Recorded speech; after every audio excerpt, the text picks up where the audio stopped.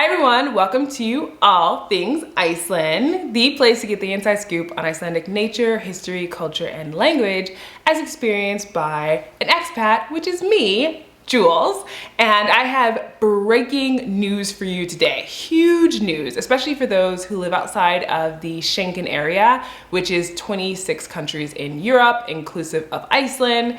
And so places like the US and the UK, this will definitely be of pertinent information to you.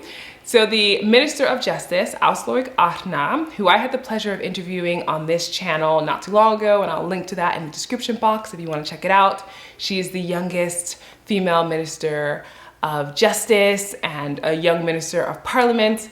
So she made an announcement today that Iceland is allowing people who have been vaccinated and have a certificate of vaccination that has been approved by the European Medicines Agency. So those vaccines include Pfizer, AstraZeneca, Janssen, and Moderna. If you present a certificate at the border here, and like I mentioned, you live outside of the Schengen area, you'll be allowed in the country and you won't have to go through the normal quarantine and of testing and all of that. So that's huge news. And there's a couple of reasons why this is huge. So before today, obviously this was not an option. And it was one of those things where it's difficult for Iceland because a lot of the people that are tourists who visit Iceland are outside of the Schengen area. So two really big examples are the US and the UK. They make up a large amount of tourists to this country. And I don't want to make this video that long, but I do want to say that of course this is something that is economically motivated since so many people work in tourism here, as well as the reason why Iceland hadn't been letting people who had been vaccinated before is because it's part of the Schengen area and the EU, which there's an agreement there, even though Iceland's not part of the EU. And when the United States had blocked people from Europe being able to come visit because of the pandemic, in essence, this was the response, was like, okay, we're gonna essentially do the same thing.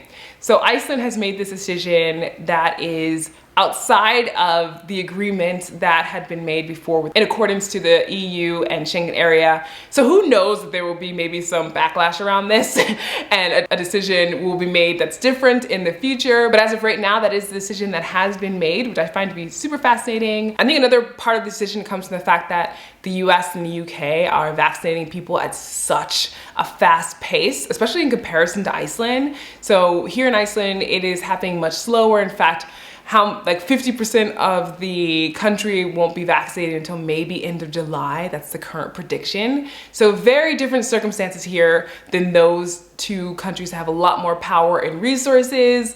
And like I mentioned, have such an effect on Icelandic tourism and the economy here.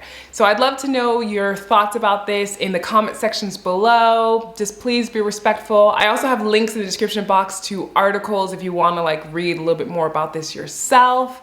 And one other thing to add is that Iceland is also looking to do a color-coded system. So if people from low-risk countries, meaning they have a low incidence rate for the virus, then individuals from that country might be able to come into Iceland, enter into Iceland in May and not have to go through quarantine. So that's kind of another, revelation that has come out recently, but the breaking news is the one for sure that I shared recently. And for individuals who might not be following me over on Instagram, every Monday I do an Icelandic news roundup of interesting and exciting stories in Iceland that you maybe don't normally hear about, and I put it in my stories there. So if you're interested in hearing more Icelandic news and breaking news, definitely make sure to go and follow me over on Instagram at All Things Iceland. But I wanted to bring it on here because I know that this decision affects so many people who follow me on YouTube, who are subscribers, and even those who might find this video just in their feed. So just FYI, and of course I will keep you updated. If you found this video to be interesting or helpful, please make sure to give it a thumbs up and to share it with someone else who you think might find it interesting or helpful. And if you would like to be notified about more videos regarding breaking news, Icelandic culture, nature, history, language, interviews, I do a whole lot of different things on this channel in order to give you more insights into Iceland. Make sure that you're subscribed and hit that notification bell so you don't miss out on future uploads. As always, thank you for watching, and I will see you in the next one.